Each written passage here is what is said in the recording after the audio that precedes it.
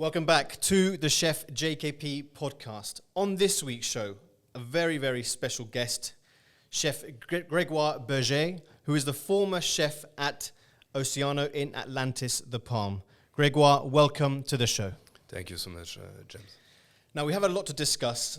The first and most important question for me and our listeners is, tell us how and why you became a chef.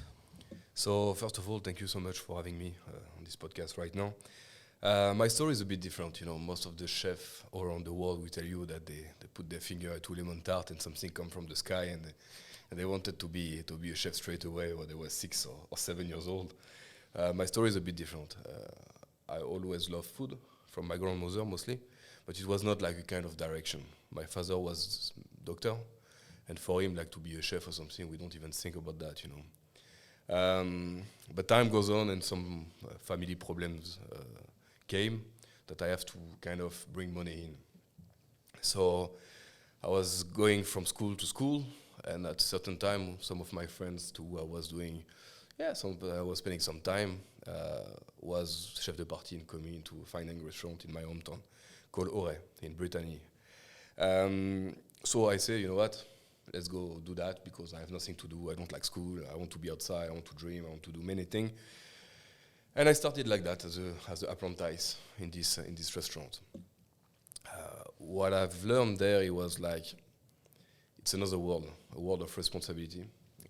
My first experience was in the food. Really, was when I was 14. My father's motto was, "If you want something, you have to pay for it. So make it happen." So I've been my really first job into the industry was working in the snack in the camping during the summertime, and I must say I loved it. You know, it was just a snack. I was young. I can party. I can do my life. You know, but it was just normal life. You know, and when I started into this fine dining restaurant, I remember my chef one day sat me and told me, "Listen, you have kind of potential. If you want to become like your friend, you can go, but you will not go far, or else you can learn. I can teach you and you can learn." But he put me like a year outside in Brittany. It's very cold, doing only fish constantly. And the fish in Brittany, I can trust you that the scale and the bones, everything is very hard. But I loved it because I was outside. We had already at this time was like 16 years back, a garden with a flower. Everything that we are doing right now, basically, we used to do it. You know, the rhubarb, everything was growing there. It was very organic. This time you didn't even think about organic. It was a statement, you know. So I started like that, and I started to love it. I love the military side that I've been living. But at this time, it was not a job. My father told me, like, "Chef, it's a job, that, you know." And well, I love it, and it sustained my needs of money at this time, so this is how I started. And then, where did you go from there? And then I've been working different Michelin-star restaurants. Basically, a chef give you another opportunity with a friend of him into another restaurant. And I've been working in 3 different restaurants during my apprenticeship of 4 years. And I was a bit disturbed at this time. You know, I was partying a lot. I was doing like every young guys in my region, you know. But I had an accident. I fall from I don't know to say in English, but you know, from a mountain. We are close to the sea in Brittany. We are on the seashore, and the day of my graduation, I got like I fall from this mountain, and I end up 12 meters down. Wow. I broke 12 ribs, and at this time I was like, my father was somebody very spiritual and very quite different, you know. We didn't have TV at all. When we were young, we have only books and nature. And I was thinking about the meaning of life and everything, so I thought, you know what, I have to leave this place, it's not good for me. And I found a job on l'hôtellerie, basically, it's the magazine or the paper in France at this time to find a job. And I ended up in Spain and Andorra. And I work in 2 Michelin-star restaurants there. And the good thing is that I left. I was like 17, I was 18, I think, at this time. And I left straight away. And the funny fact is that I met a chef there that told me, you know what, in 2 years, I have a plan in Morocco. If you want to join me, feel free, you're going to be sous chef. So I've been apprentice, chef de partie, and sous chef straight away, almost. But in between, I had a plan to go to visit a restaurant of Paul Bocuse in USA. And the deal was perfect because my mother, when my parents divorced, basically, my mother left for Morocco. And it was very funny because at this time, even now, I must say that most of chefs will not go in Morocco to learn how to cook or to cook. Despite the fact that the food is super good and the products are super nice. I remember Yannick Aleno told me in Morocco they are one of the closest country where the way of growing vegetables and everything is the more pure, the more clean. You know what I mean? So I traveled to USA again, a fancy year, let's call it that way. But working under Paul Bocuse and the team of Paul Bocuse was super inspiring. And I learned very young to be a kind of expatriate chef. So I learned the French way, but with the mentality of somebody who can evolve and can adapt himself abroad. So I spent a year there, and then after I went to Morocco.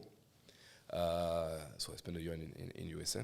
Then I went to Morocco. Morocco, I opened a restaurant. I was 21, 22. And the thing is that the chef that I met in Spain was taking time to go there, basically, visa and everything. So I had to handle the opening from scratch almost alone. Oh, wow. I mean, there is no challenge. There is only if you're ambitious and if you really want to do thing, you know what I mean, you will make it happen. You will learn how to do. Yeah. And it was very nice because Morocco is a very challenging country, not for the products, but most for the human relation. You know, it's very interesting. And like driving, for example, we always say that if you drive in Casablanca, you can drive all around the world, which helps a lot in Dubai. And yeah, so then funny fact, I met my wife and I get married like 2.5 years after. And I end up in Paris. I work in La Grande Cascade under Frédéric Robert, very iconic restaurant in Le Bois de Boulogne, which is very, very, very well known in Paris. And I spent a year and a half there. But then my wife joined. I was working 18-hour day. And so in between all of that, I've been traveling in many countries because I didn't really come back to France. That's the thing. But as we got married and everything, I found this opportunity was super nice. Very, very, very great restaurant. Very difficult restaurant, like old school. Like still today, very old school. But when you train under this guy, I can tell you that you know your classics. And that has been amazing for me because I was a very young chef. But there is many things that, of course, we learn every day. But at this time, I relearned basically most of the things that I missed a bit, maybe, you know. And when my wife joined me in Paris, I found another job into a restaurant that is not a restaurant, basically. It's a private lounge for big companies. Okay. So basically, you come every day. They expect us to do like 2 Michelin star level of food, but you have to change every day, which is easy in Paris because you have products that can come, you call at midnight, at 8 in the morning. You have the best products from around the world. We didn't add really food cost at this time, you know.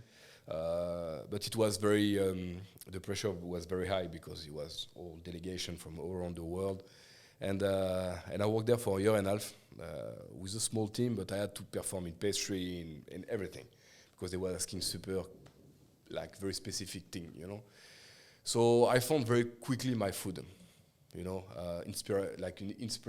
food of inspiration. Yes. Whatever you have, you make it happen and you feel it. So most of the chefs will be extremely on tradition. This is how it should be done. This is the foundation, which I completely agree. But once you know that, you need to find your own path, you know. Of course. And I think that this place gave me the opportunity to be very young also, super creative. And I started to take pictures as well, which is a big element of my career. I bought a camera to take my wife in pictures, falling in love 10 years back. And then slowly I started to shoot my dishes on the corner of the path. And social media at this time was raising up very quickly, especially Facebook. So I was sharing all those things on Facebook. And you see that people like it. And I was quite advanced compared to the time, basically. So I keep going on that. And I learned photography. Even today, you know, I never learned from anybody else. I just learned from myself, trying new things. So my Instagram, basically, it's mostly my pictures. Because we say in French, on n'est jamais mieux servi que par soi-même, which means we never been served better than by yourself. So if you want to do something, better do it yourself with your own understanding of things, you know. And then after living in Paris, my wife coming from Morocco, at this time it was a bit tricky, you know, with Arabic people, still a bit, you know, but Paris is not the most open mind country in the world, I believe. My wife doesn't really like it. The mentality was not for her. She's like a plant, you know, if there is no sun, she's dying, you know. Yeah. And then we decided to move to Dubai. Don't ask me why, because for us it was like a land of opportunity, of real, everybody is accepted, respect, real tolerance. This is how we see it, you know. So I found a job in Emirates Financial Tower, a restaurant called Rain that never opened. Basically, we did a year of opening, and the funny thing is that we all get fired the day of the opening, which is a bit harsh. Crazy. But at the end of the day, 5 days after, I received a call from Gilles Perrin, that was the executive chef of Atlantis Japan. And he called me, okay, I saw your pictures, come to see me tomorrow, I might have something for you. Okay, so I'm coming tomorrow, you might have something for me. And I end up into Oceano. So he told me, listen, voilà, this is what I have, the chef is leaving. Was a super chef at this time. His name was Luc Vonacot from South Africa. He did a beautiful job in this place. So it was not that complicated to take over because the team was great and the food was great. But it gave me like a platform to really be creative the way I was thinking of. So the thing is,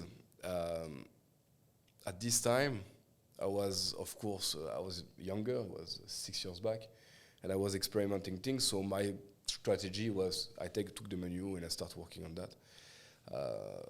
We hired a good team. We had a good team. My manager over there was exceptional as well. So we had a good synergy between us. And at this time, it was Serge Jaloff. He was the boss of Atlantis, a French guy. And I met him on the restaurant. He said, you know, you're from Brittany.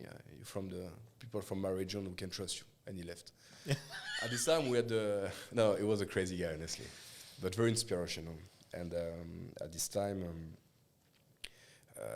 we had some events for Princess Aya.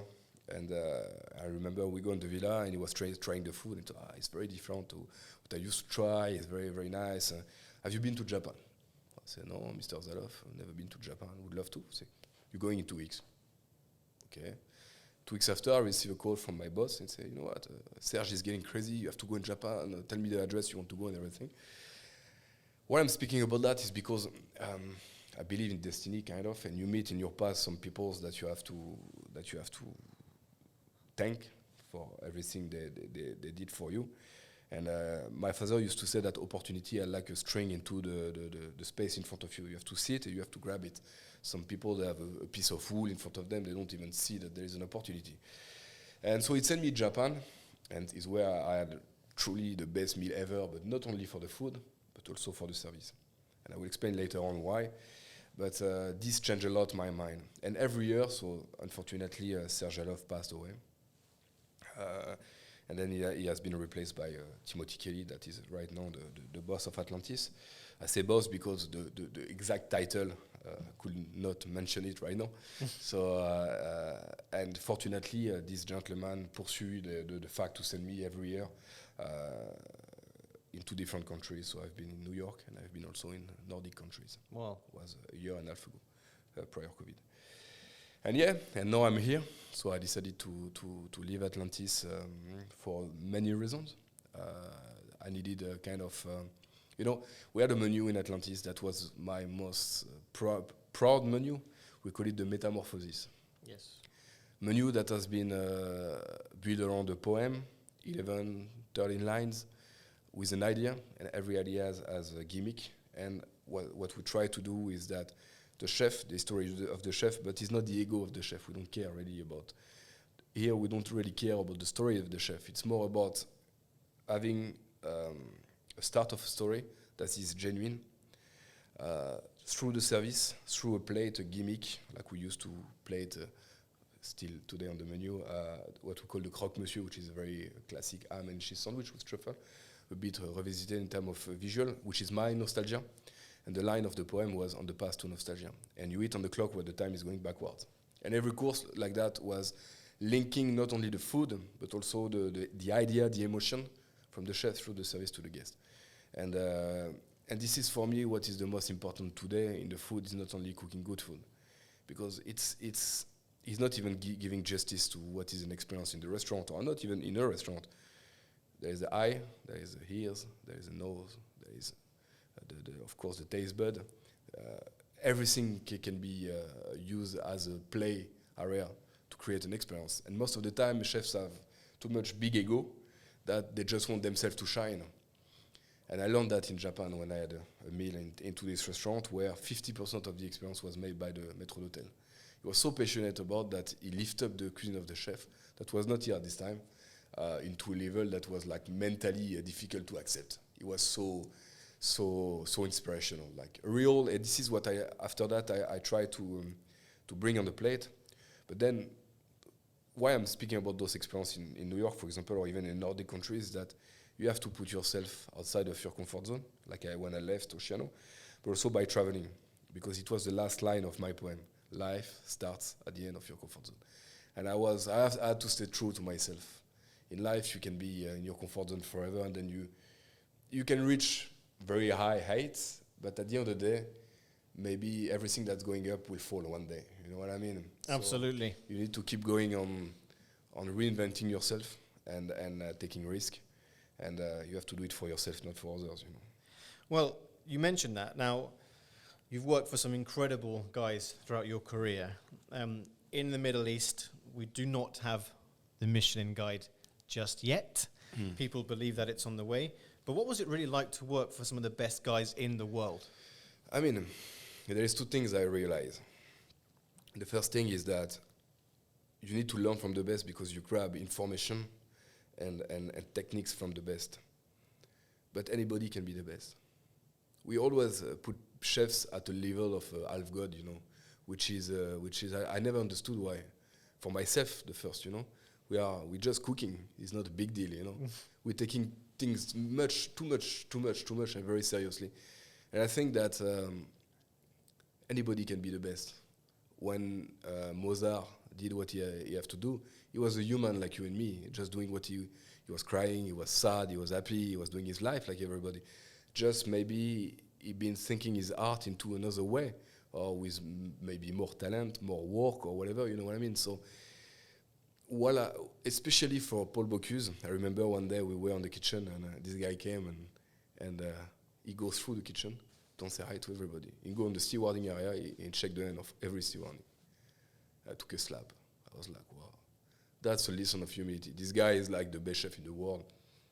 It's like, at this time, was so complicated to be.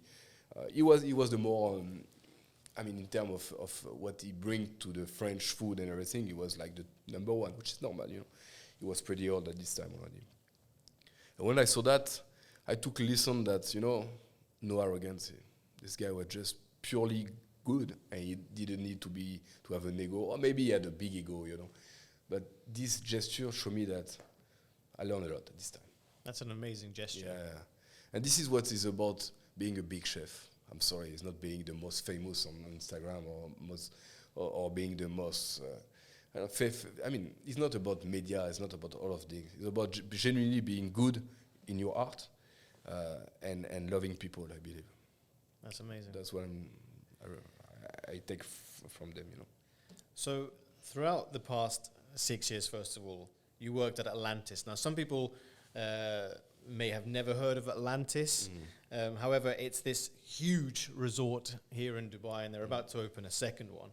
Now, there are some very, very big named chefs in Atlantis. You've got Gordon Ramsay, you have Nobu, Hakkasan was there, I believe.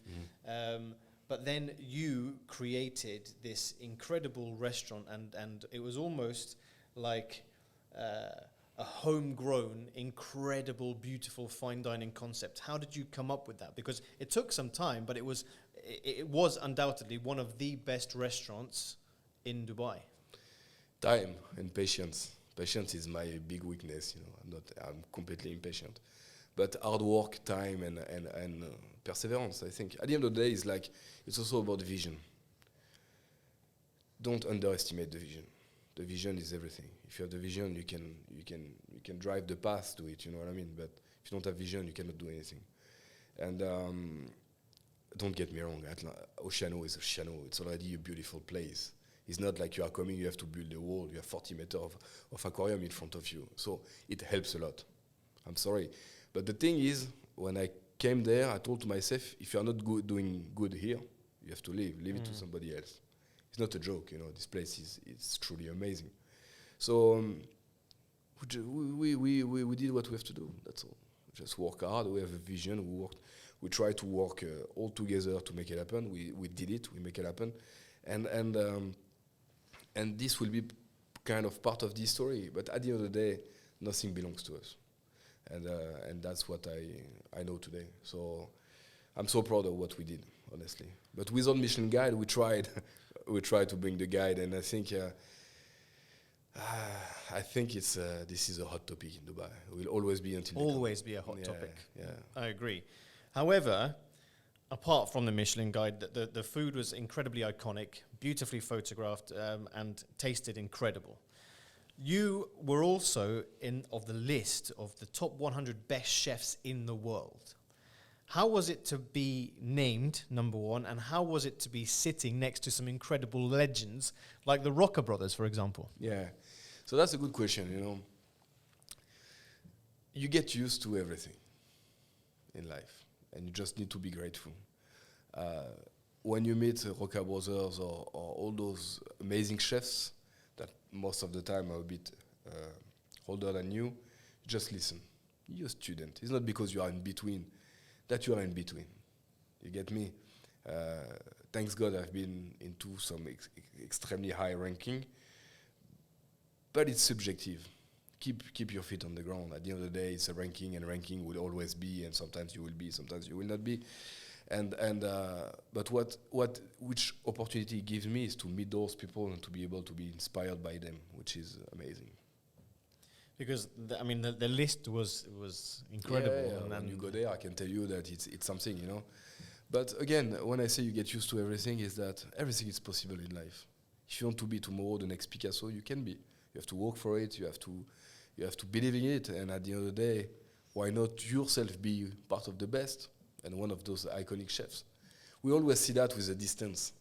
But I truly believe that every human have a chance to become something, you know. I always wanted to be good in something.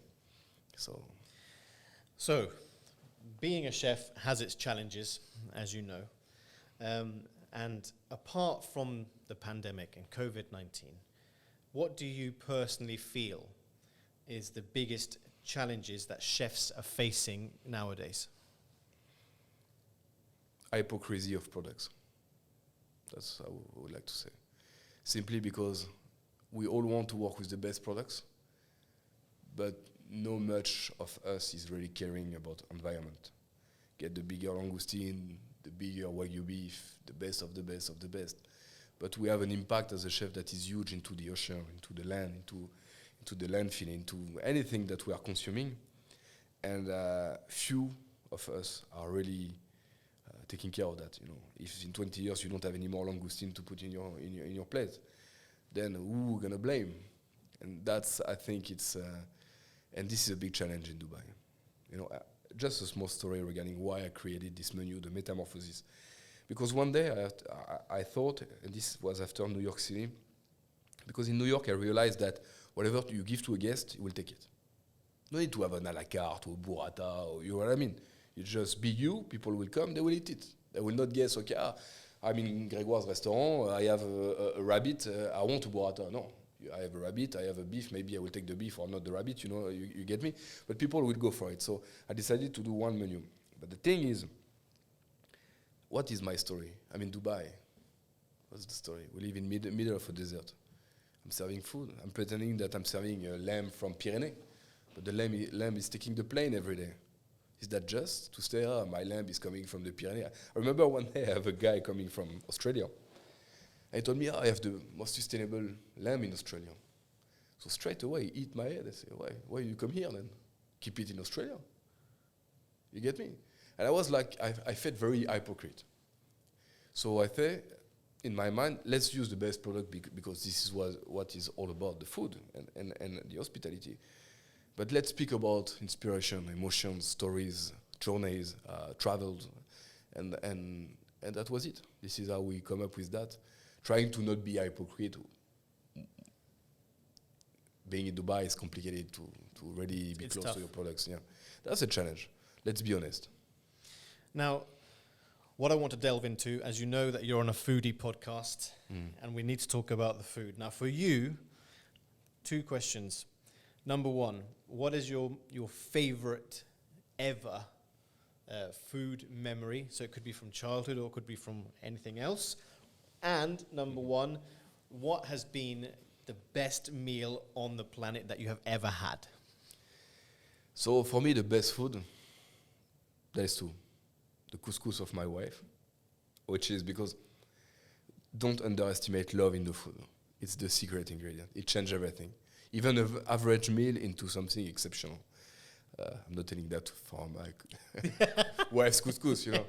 But I love this dish. It's something that more than the food itself, it brings. We're all living far from our family in Dubai. And you need to get this kind of link, and the food is a link. You know, when you eat something that you're gonna eat from whatever, if you come from Panama, and you try that, maybe it will make you travel. It's like a smell, for example, and this is very important. So this dish and also a rhubarb tart, because I love rhubarb tart. I remember my grandmother, but not only for her, just on the fact that I really truly love that. Something that is amazing for me. And regarding the best meal ever, I had some great meal, honestly. I did like, it's complicated. There is, let's say, 3 places. One, and the most that I will always remember, was in Tokyo, Effervescence, 2 stars. They just took, beginning of the year, a 3rd star. This place is like, it was a lunch. I love lunch, I don't know why. They nailed it. Like the guy, the maître d'hôtel was so knowledgeable, but so genuine in his way of explaining the food. He make me visit the kitchen, open the fridge, show me the fermentation lab. Wow. He was not a chef. He was a maître d'hôtel. And it's where, at this time, that I decided that the service in my restaurant must be at the level of the food. Put my ego on the side, give 50% to my manager, and okay, this is something we have to do together, because if we're just speaking about the food, then the guest will miss something, which is a great service, like a truly great service. You get me? And I remember I left like 4 in the afternoon. I was outside, like I had to go and sleep. It was insane. I don't know how to express it, but it was more the food was like, for example, also the food was extremely great, you know. I remember this dessert where you have a plum textures with like peach textures, and between there is some herbs infused foam and meringue and things like that. And the guy was telling you, okay, the chef is going on the land, and there is a plum tree, and there's a peach tree, and there is some grass and things on the middle. And this is the representation, but it was not false. It was not a joke. It was true. And when we tried the dish, it was like, wow, you know, you feel the land, you feel everything. Like I remember it was the season of the ayu, a very small fish, very popular in Japan, and he reproduced on the plate kind of river with some flavors that I never tried before. It was just breathtaking. But it was not only the food. And this is what is very important for me today. It's not only about the food. The experience is everything. So if you think you're the best chef in the world, you have the best restaurant in the world, but you think that your service is just secondary, then you miss something. Game over. Yeah, that's what I think. And I had also Alchemist in Copenhagen. Wow, yes. I can tell you one thing. I finished a meal in Geranium, 3 stars, maybe 25 dishes at 4. 5 I was in Atlantis. In Alchemist. 50 courses. 50? Yeah, and I finished everything. But the thing in Alchemist is that what I dream, my dream restaurant will be to bring something with my own identity at this level. You enter into a room, they give you a ticket. There's a lady here with New York, some parrots, sounds. It's very weird, you know, a bit crazy. And she gives you a ticket, and in this ticket there is some writing with an inspirational quote or something. And then she eats it, and she leaves. So you understand you have to eat it. Then when you eat, you have a big door opening like that. Then you go inside, and Rasmus, the chef, that is wearing like everybody, no ego, into the crowd. He's just one in the middle of others. He came and he put like kind of frozen foam, and he said, "Greed inspired by human nature," and he left. Man, this made me like, bah. In my mind, I was like already on fire. I maybe died just straight away the 3 stars before, and then it's like, it's just super nice. It's just another level of consciousness. You know, it's not only about techniques and food and I'm the best and I'm competing with others. It's just this guy. He's just completely transparent in his experience. He don't care about himself. He just cares about giving you something that will be a slap in your face for your entire life, and it works. And I don't have any problem to say that. It just, okay, merci, thank you. It was amazing, you know. And then Per Se in New York, because Per Se in New York is la grande cuisine française, product amazing, you eat a pea, you have the best pea in your life, it's just... So, speaking with you right now, I realized that those 3 experiences has been completely different, but the link was the love for us. When you go in Per Se in New York, you enter into the room, they know everything about you. I don't drink alcohol. She's coming with a cider, non-alcoholic, and I said, no, I don't. Yeah, we know. I never said that to them. You know what I mean? They did their own research on you, what you do, what you like, what you don't like, your allergy. You have nothing to say. It's not during the reservation where, do you have any allergies? No, they know everything. How they do? I don't know. But this is what it's all about, and this is my vision for hospitality. I'm not that great in casual food myself. You know, what pleases me is to create experiences, and that has been very inspirational. That's amazing. Some incredible places there. Yeah.